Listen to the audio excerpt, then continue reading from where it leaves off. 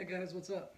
I'm going to do a video real quick about the main distinguishing features between Christianity and paganism.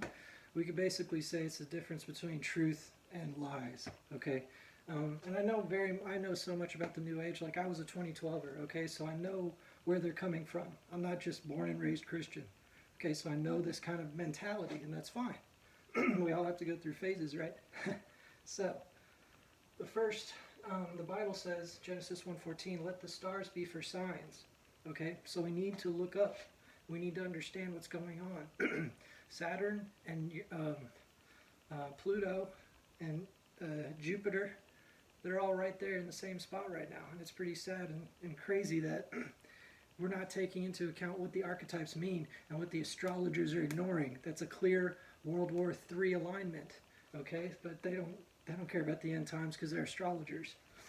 They think the stars are controlled by gods and we can kind of affect it if we think about something in a certain way, and that's just not true, okay? The stars are controlled by God, not the gods, not Aries and Zeus and the god Jupiter and all that stuff.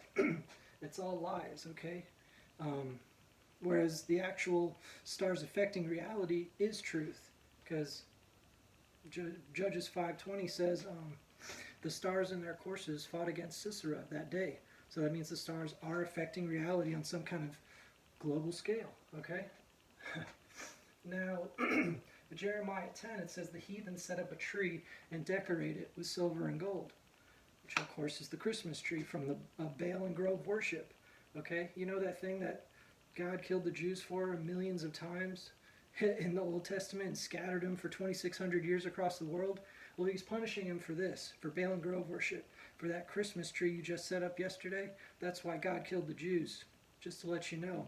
Because it comes from the Nimrod, Hercules, Tammuz worship, okay? They're all born December 25th because they're sun gods.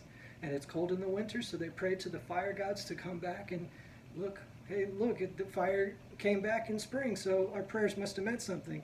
No, it's because the earth is on a tilt, on its axis, that's why. Now if we look at John 10:14, Jesus says, I know my sheep and they know me. Whereas the New Agers say, everyone can be a good person, it's just hidden somewhere deep in there. And that's just not the case, trust me y'all. Not everyone is meant to be a good person just because you showed them a couple truths or you tried to enlighten them about something. Only God can change that. And God chose not to change very many people. He created the vessels of wrath fitted to destruction to fulfill the day of the Lord coming. Okay, they're part of the prophecy, just not the good part. And now Matthew 6, Jesus says, don't do vain repetitions. And what do the Catholics do? They say Hail Mary 100 times, and they think that's going to affect their soul somehow. And that's just really infantile and childish. Okay, it's your soul. God knows your wants before you say them. Okay, so I'm not saying you shouldn't pray. I'm just saying you shouldn't, A, pray to the false Semiramis, Queen of Heaven, Mary, goddess, and B, you should pray from your heart instead of saying, I love God, I love God, I love God.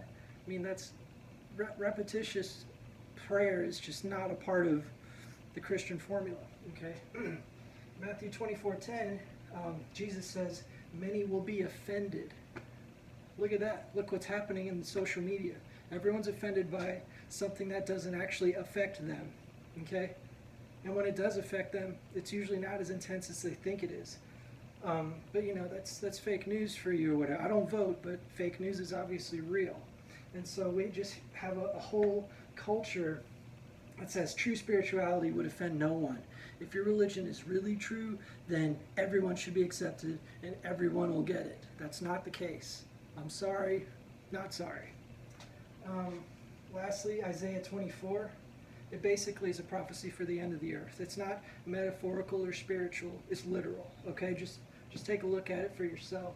Whereas these New Ager pagans, they say world peace is possible and everyone can hold hands and get along. And that's just not the case. And they say they want to end pollution. That's not going to happen. That's not what the prophecies state. And I'm not trying to be a negative Nancy. I'm trying to be honest and truthful.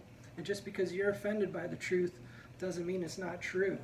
Remember the first time I don't know, if you crashed a car, that happened. You can't change it. Those are the facts. You did something wrong. There are rules to follow, and if you don't follow them, bad things will happen. So if we just live in a fantasy land saying everyone can get along somehow, and everyone can believe their own thing, then you're just going to get the Tower of Babel. Everyone speaking different languages and not knowing what's going on because there's no unity. There's no truth, okay? Basically, that was the gist of my video. Because a lot of people want to say astrology is pagan, but Nimrod corrupted astrology, okay? They say Abraham was an astrologer. Some of the early church fathers actually believed that too, me as well. He looked at the stars because they're for signs, and and we all just have to, I don't know, learn a thing or two before we judge it. Christians need to look into astrology. Astrologers need to look into all the Christian prophecies that are being fulfilled right now. And if they don't, then they'll be stuck in a rut and face the New World Order. Good for y'all. Okay? I mean, I don't want to do that. But if I have to stay and face the New World Order and not be raptured, it is what it is, and that's what I deserved. Super scary, but, facts outweigh opinions. But we live in a culture of everyone being offended, so if your opinion hurts someone else emotionally, then somehow we have to change it. Well, that's not how you grow, and that's not how you learn. You learn by acknowledging your errors instead of saying, well, everyone's a winner in first grade class.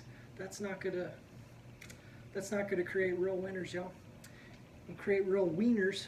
But anyway, that's all I wanted to basically say. Baal and Grove worship is pagan, but astrology is not pagan.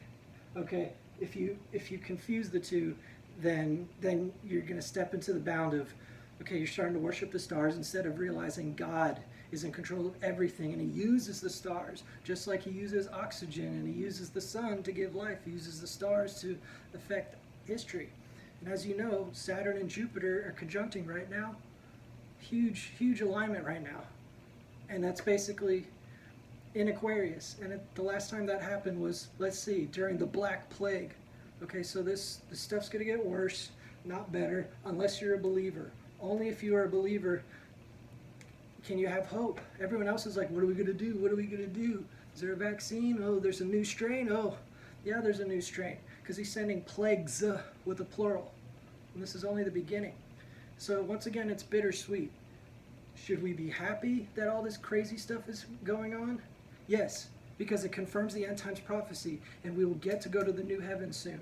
If everything was hunky-dory, then you'd probably be an atheist, because it's not confirming the prophecies. Anyway, I'm starting to rant, so I'll end it here. Take it easy.